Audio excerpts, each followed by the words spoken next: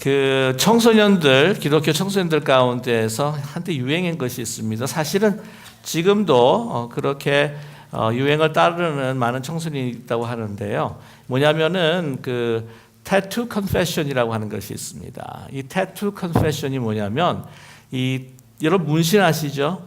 문신을 통해서 자기의 신앙을 이제 고백하겠다라고 하는 건데 이게 소위 말하면 신앙 고백 문신이라고 하는 겁니다. 그 보통 성화나 아니면은 그 크리스찬들의 그 이미지 있죠. 십자가 아니면 성구, 그 요한복음 3장 16절 같은 것들을 이 문신의 몸에다가 이제 새긴다고 하는 거죠. 그래서 이 부분에 대해서 그 청소년 사역자들 가운데서 많은 이렇게 논란을 일으키기도 했습니다.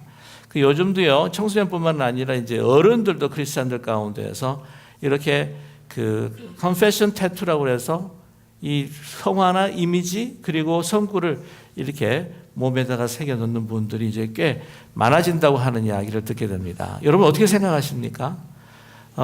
제가 언제 딱 나타났는데 여기다가 예수 사랑하고 이렇게 문신, 성령 충만하고 막 손에 이렇게 그어져 있고 막 혹시 어떻게 생각하시는지요? 이 부분에 대해서 이거는 성경적이 아니다라고 이렇게 반박하시는 분들이 계십니다. 레위기 19장 28절의 말씀에 죽은 자 때문에 너희의 살에 문신을 하지 말며 무늬를 놓지 말라. 나는 여호와니라. 그래서 레위 같은 데는 이렇게 신체에다가 이렇게 손상하지 않도록 그렇게 금하고 있습니다.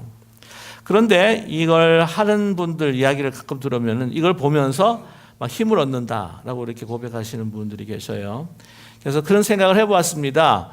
아니 그냥 그걸 보면서 내가 힘을 얻고자 한다면 여러분 보통 이 목걸이 있죠? 십자가 목걸이를 계속해서 하고 다닌다든지 그래서 만지자 그래도 괜찮겠고 어떤 분들은 뭐 키체인 하다가 익수수 해가지고는 물고기 사인 붙이다 다니시는 분도 계시고 요즘은 뭐 계속해서 뭐 하루 종일 보는 거 있잖아요. 스마트폰 바탕 화면에다가 깔아놓으면 그 볼 때마다 힘을 얻지 않겠는가 하는 생각을 하게 됩니다.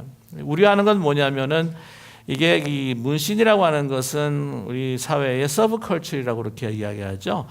변두리 문화다. 어떤 때는 어떤 반항 문화다라고 하는 것으로 생각되어지고 있는데 그런 유행을 따르는 것으로 인해서 우리 신앙이 좀 퇴색이 돼가지 않을까 하는 우려를 하고 있습니다. 아무튼 여러분께서는 어떻게 생각하시는지 모르겠지만은 그러나 이것이 결코 제 생각에는 바람직한 것은 아니다. 그리고 이 문신이 내가 정말 진정한 크리스찬이다라고 하는 것을 나타내주는 그런 표징이 될 수 있을까라고 하는 것이 저의 질문입니다.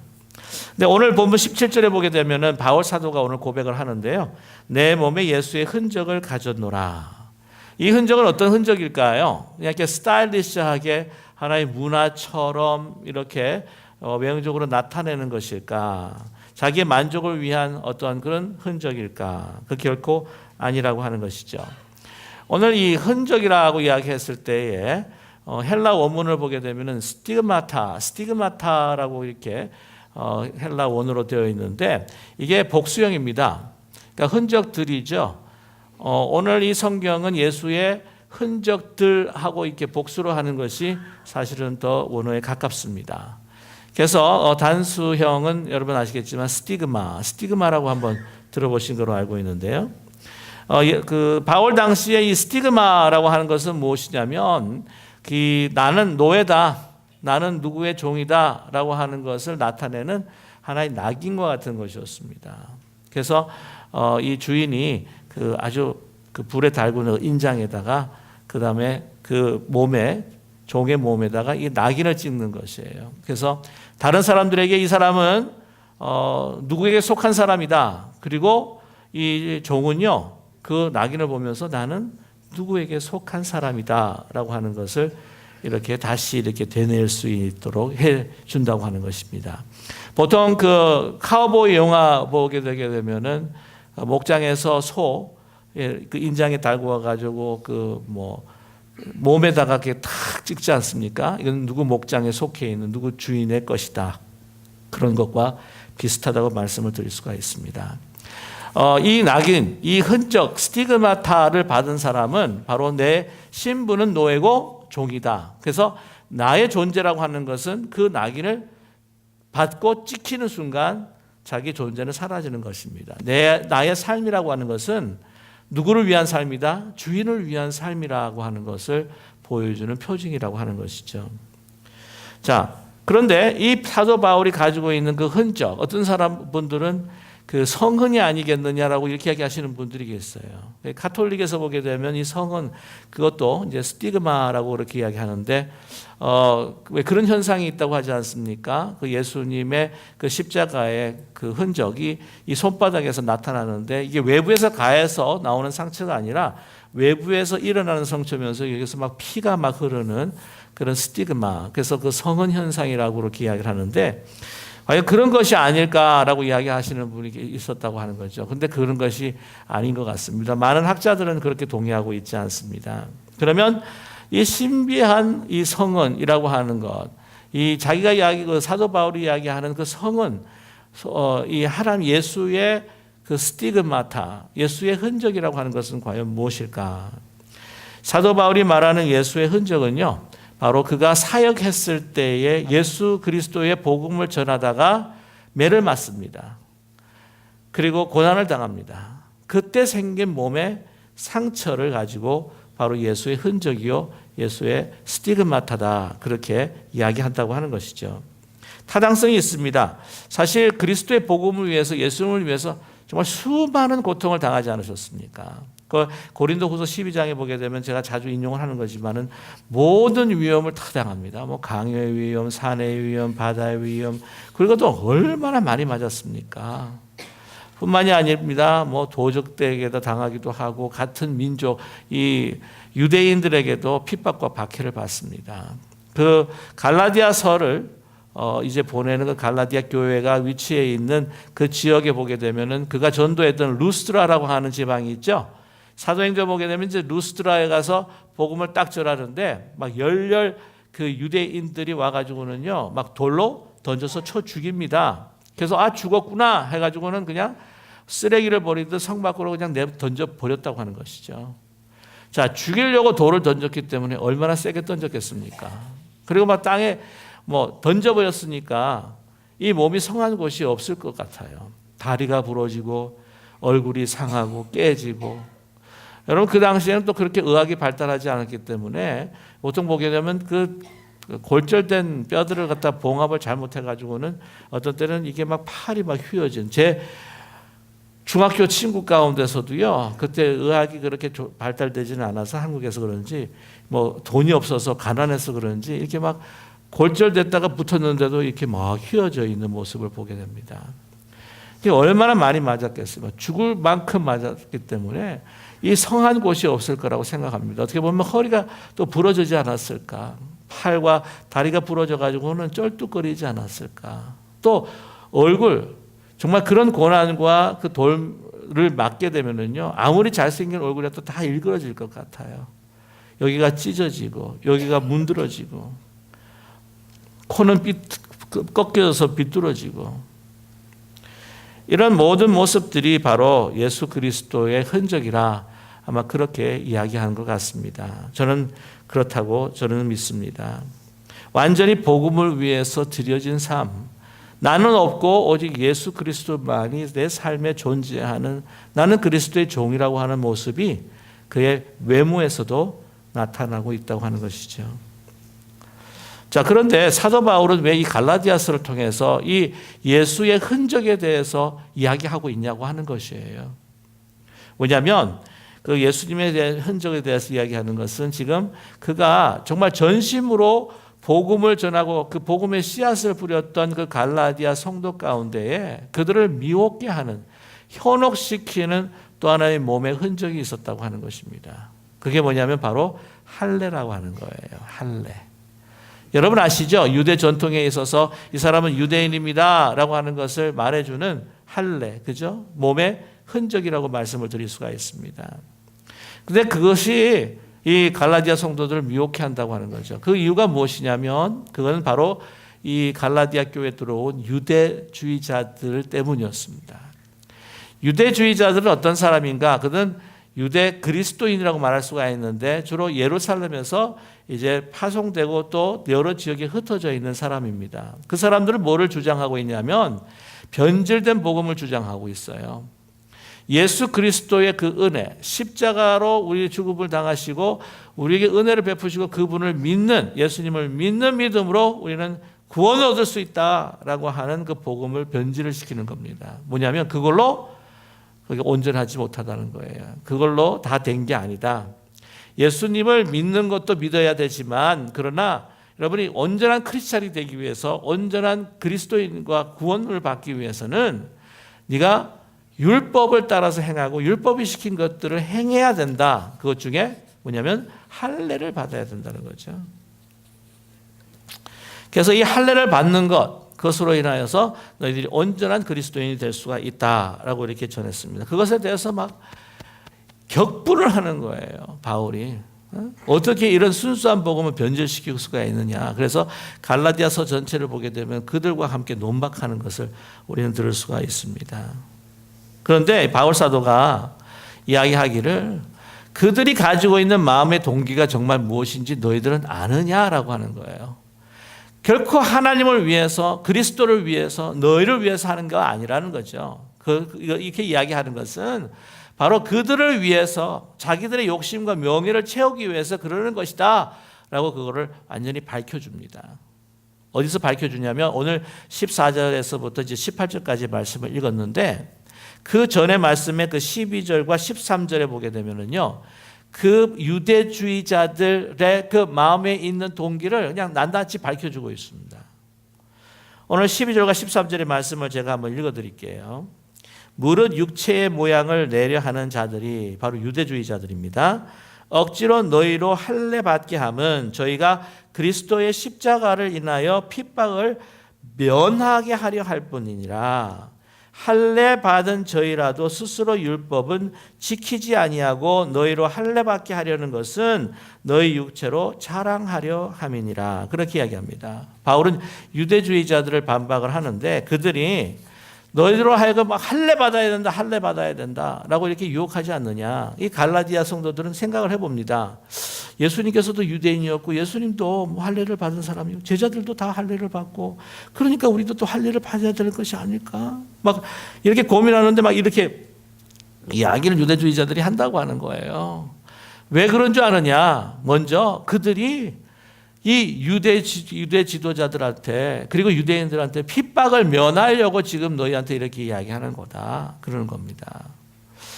여러분, 그때 내가 예수 그리스도를 믿는 그리스도인이다 라고 이렇게 선포하는 것은요, 사실은 자기들이 속해 있고 자기들이 생활해야 하는 그 유대 공동체, 특별히 그 유대 지도자들에게 의해서 나는 핍박을 받을 수밖에 없다라고 하는 것이에요. 그 핍박을 자기가 부르는 것이나 마찬가지입니다. 그러나 예수를 믿으면서도 이 핍박을 모면해 보려고 하니까 그들이 다른 지방에 가서 다른 사람들에게 이렇게 너희들은 할례를 받아야 된다, 율법을 따라야 된다, 그렇게 이야기하면서 그런 성적들과 결과들을 이 사람들에게, 그 유대 지도자들과 그 유대 자기 이웃들에게 이렇게 이야기하는 겁니다. 나는 이런 사람들도, 이방인들도 할례를 받아가지고 율법을 지키려고 이렇게 노력을 하는 사람이다. 그리고 내가 얼마나 이 이방인들을 개종시켜서 이 할례를 받게 하는지 너희가 이해를 하느냐. 그리고 자랑하는 거예요. 그들이 이 이방 기독교인들이 할례를 받은, 얼마나 많은 숫자가 할례를 받았는가, 그것이 이 유대주의자들에게 있어서 이 유대 지도자들과 유대 그 공동체에게 자기 자신을 보여주는 하나의 자랑거리가 되었다고 하는 거예요. 그리고 그들이 율법을 지킨다고, 할례를 받은 자로서 율법을 지키는 거룩한 자라고 이렇게 이야기하지만 그들은 율법을 지키는 자도 아니라고 하는 거죠. 아주 그냥 철저히 어떤 자기 중심적인 신앙생활을 하고 있다고 하는 것을 낱낱이 드러내고 있다고 하는 것입니다. 여러분, 자신의 유익을 위해서 외형적으로 나타내는 그런 흔적일, 몸의 흔적일 뿐이다. 아무런 내적인 거듭남이 있는 그런 흔적이 아니라고 이렇게 이야기를 하는 거예요. 저와 여러분, 정말 우리가 그리스도를 따른다, 정말 주님을 믿는다 하는 이 말과 행동이 어떻게 보면은 정말 그리스도인처럼 들리는 흔적이 될 수도 있다고 생각하지만, 어떻게 보게 되면은요, 정말 나의 삶은 없고 그리스도만이 나타나는 그런 삶이 힘들다고 하는 거예요. 어떻게 보면 내 중심의 삶, 나를 위한 신앙생활이 있을 때가 너무나 많다 하는 생각을 하게 됩니다. 한 여집사님이요, 이제 남편의 반대를 무릅쓰고 아주 그냥 신앙생활을 열심히 합니다. 교회 가서 예배를 드리고. 근데 핍박이 이만저만한 것이 아니에요. 그래서 막 구박을 받는데 이 소식을 이제 그 담임 목사님도 듣고 있었던 거예요. 그런데 하루는 이 집사님이 정말 고민하는 얼굴을 가지고 목사님을 찾아와서 신방을 요청을 한 거예요. 목사님, 저게 사실은 큰 문제가 있습니다. 제가 남편의 반대를 무릅쓰고 계속해서 신앙생활 교회에 나왔는데 이제는 우리 남편이 더 이상 참을 수가 없었던지 이제 한 번 더 가면 저를 죽이겠다고 그럽니다. 이거 어떻게 하면 좋겠습니까? 그러니까 이제 목사님이, 집사님, 그래도 우리는 그리스도를 믿는, 그리스도를 따르는 사람이 아닙니까? 그것이 십자가의 우리 길이라고 할지라도 가야 되지 않겠습니까? 우리가 믿음과 용기를 가지고 이 어려움들을 그래도 이겨내십시다. 하나님께서 꼭 지켜주실 겁니다. 그렇게 이제 이야기를 했어요. 그랬더니 이제 집사님이 이야기를 더 합니다. 목사님, 사실은요, 그 남편이 저만 죽이겠다고 하는 것이 아니라 목사님도 죽이겠다고 그래요. 그랬더니 목사님 인상이 싹 이렇게 어두워집니다. 한참 침묵을 지나더니 목사님이 입을 열어서 집사님한테 하는 이야기가, 집사님, 내일부터 딴 교회를 한번 찾아보시는 게 어떻겠습니까?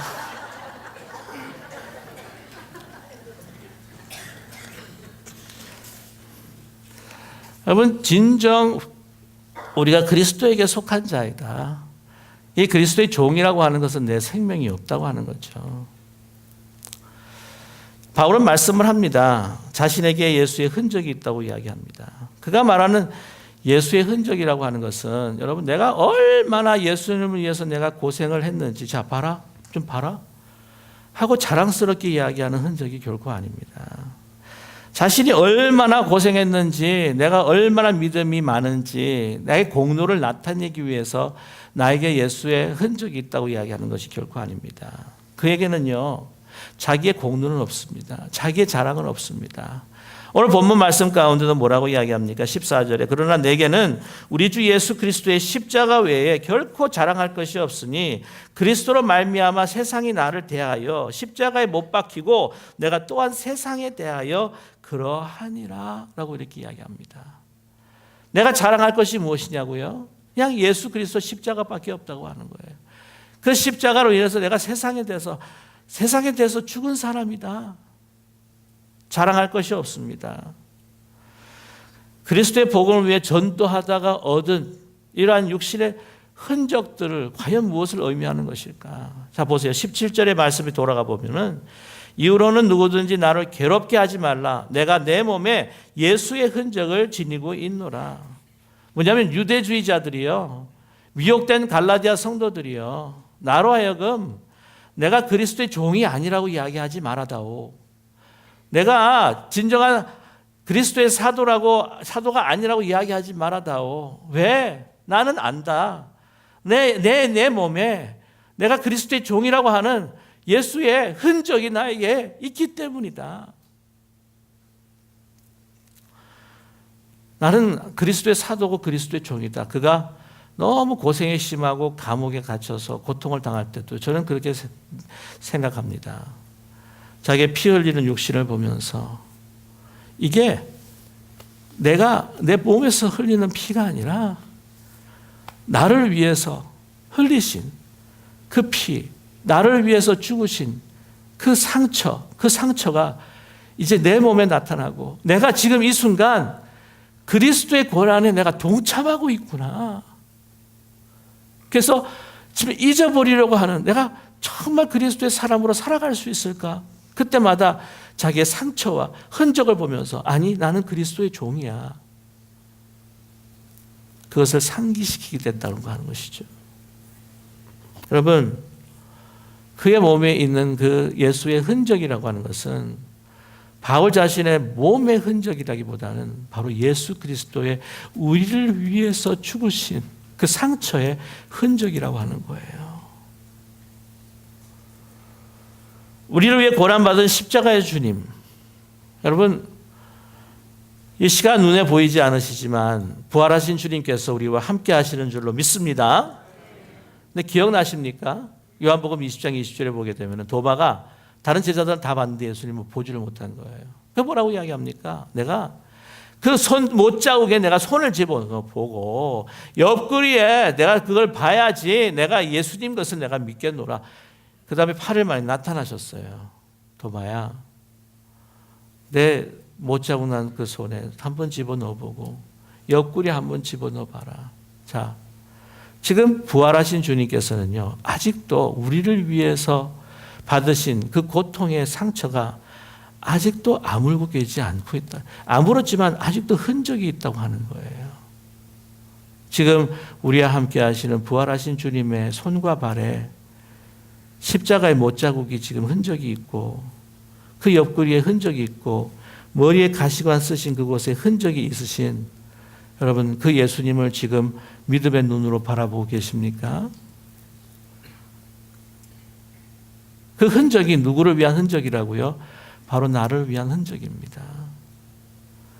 내가 그래서 예수님을 위해서 그리스도의 종으로 살아갈 때 나타나는 내가 당하는, 내가 경험하는 육신의 뿐만 아니라 내 마음에 당하는 상처와 아픔과 이 흔적들이라고 하는 것은 바로 내가 나를 위해서 고난당하신 예수님의 그 흔적을 함께 몸에 지니면서 그분과 함께 동참하며 그분과 함께 동행하고 있다라고 하는 확실한 증거임을 믿는 우리 모두가 되기를 간절히 소망합니다.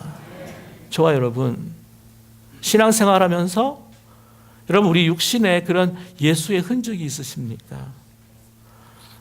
우리가 신앙생활하면서 우리의 마음속에 그런 예수의 흔적이 있으십니까? 근대 기독교에 아주 유명했던 미국 선교사 가운데 마펫 선교사님 한 분이 계십니다. 그분이 말을 잘하시는 분이 결코 아니에요. 그런데 그분은 굉장히 말씀의 능력이 좋습니다. 왜 그랬을까요?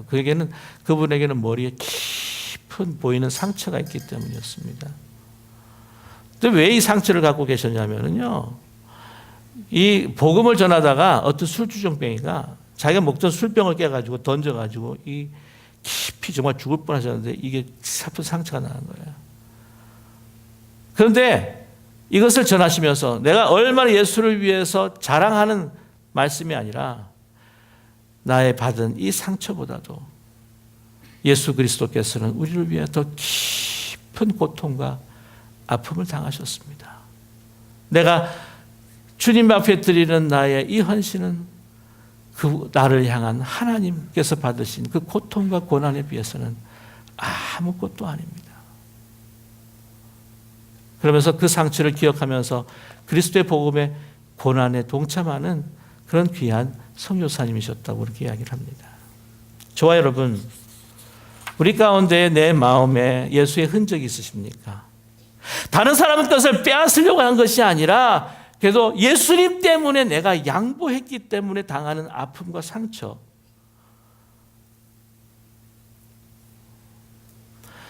내가 악을 악으로 갚지 아니하고 선을 베풀기 위해서 몸부림칠 때에 받은 나의 고통의 깊은 상처들,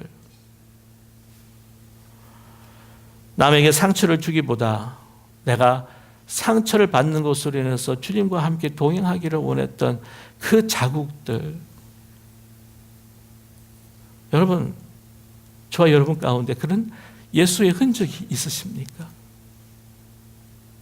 저는 이런 흔적을 통해서 저와 여러분이 정말 나 자신에게 뿐만이 아니라 다른 사람에게도 내가 예수 그리스도의 종이라고 하는 것, 예수 그리스도의 사람이라고 하는 것, 그리고 예수 그리스도께서 나만을 위하여 다른 사람들을 위해서 정말 십자가의 고통을 다 지시고 아직도 부활하신 주님께서 우리를 향하신 그 아픔으로 인해서 상처를, 그 흔적을 계속 갖고 계시다고 하는 것을 전할 수 있는 우리 모두가 되기를 간절히 소망합니다.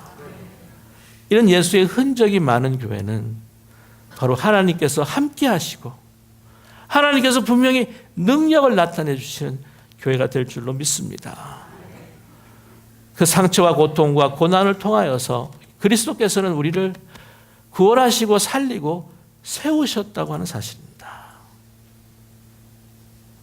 우리가 서로를 위하여 정말 그 예수 그리스도의 흔적과 상처를 가지고 서로 섬기고 아끼고 이 세상의 희망과 소망이 되고 많은 이들에게 하나님의 사랑과 은혜를 증거할 수 있는 우리 모두가 되시기를 주님의 이름으로 간절히 축원합니다. 기도하겠습니다. 사랑의 하나님 아버지, 우리의 모습을 돌아봅니다. 예수님 때문에, 내가 예수님의 종이기 때문에 나는 죽고 주님을 위해서, 주님과 함께 고난을 동참하기 위해서 내가 받은 예수의 흔적이 얼마나 많은지 돌아보게 하여 주시옵소서. 빼앗기보다는 주고, 악을 악으로 갚기보다는 선으로 갚고, 남에게 해를 주기보다는 내가 예수님 때문에 해를 받고, 내가 빼앗기보다는 예수님 때문에 양보하는 예수 그리스도의 그 십자가의 고난을 우리 육신에 채우면서 하나님 앞에 영광이요, 이 세상에 소망과 희망이 될 수 있는 우리 모두가 되게 하시고, 우리 가정이 되게 하시고, 우리 교회가 될 수 있도록 축복하여 주시옵소서. 예수님의 이름으로 기도드립니다. 아멘.